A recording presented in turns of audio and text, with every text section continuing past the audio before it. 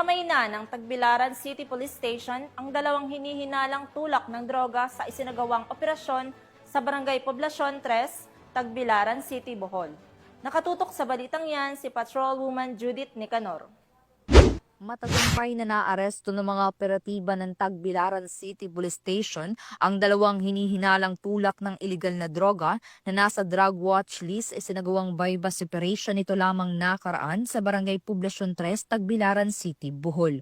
Kinilala ni Police Lieutenant Colonel John Karin Oliveros Escobar, hepe ng naturang istasyon ng sospek na si alias Miloy, 35 anyos, isang construction worker residente ng San Isidro, Dawis, Bohol, at ang kasamahan nito na si Raymond, 32 anyos, isang electrician residente ng Kanhulaw, Hagna, Bohol. Dakong alas 11:28 ng gabi na ikinasaang naturang operasyon na humantong sa pagkaaresto sa mga sospek at pagkasamsam ng isang large size at isang medium size heat-sealed plastic cellophane ng hinihinalang shabu na may kabuang timbang na 25 gramo at may standard drug price na 170,000 pesos at bypass money. Kasama din sa mga nakuwang ebidensya ang isang unit ng Technospark na cellphone, isang black pouch at isang Yamaha Sniper 150. Ang dalawang suspect ay pansamantalang nakakulong sa custodial facility ng istasyon habang inihahanda ang kasong paglabag sa Section 5 at 11, Article 2 ng Republic Act 9165 o ang Comprehensive Dangerous Drugs Act of 2002. Magandang araw po sa ating lahat.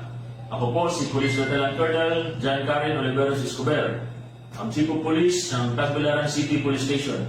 Matagumpay natin na isagawa ang isang bypass operation sa Tagbilaran City sa JB Galliano Street, Barangay Poblacion 3. Dalawang drug personalities ang naaresto at nasamsam ang tinatayang 25 grams ng hinihinalang shabu na nagkakahalaga ng humigit kumulang 170,000 pesos. Ang operasyong ito ay bahagi ng ating kampanya sa Oplan Limpio Tagbilaran na layuning sumpuin ang iligal na droga at panatilihin ang kapayapaan at kaayusan sa ating lungsod. Lubos po akong nagpapasalamat sa suporta ng ating partner agencies at sa tiwalang ibinibigay nila sa ating mga kababayan. Makakaasa po kayo na ang inyong kapulisan ay patuloy na maglilingkod ng buong tapang, katapatan at malasakit.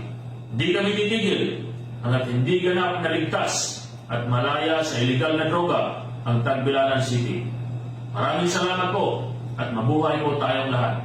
Patunay ang matagumpay na operasyong ito sa patuloy na kampanya ng Pambansang Pulisya ng Pilipinas laban sa iligal na droga para sa kapayapaan at kaayusan ng komunidad. Mula dito sa Central Visayas, ako yung Police News Network Correspondent, Patrolwoman Judith Nicanor, alagad ng batas, tagataguyod ng Balitang Pulis.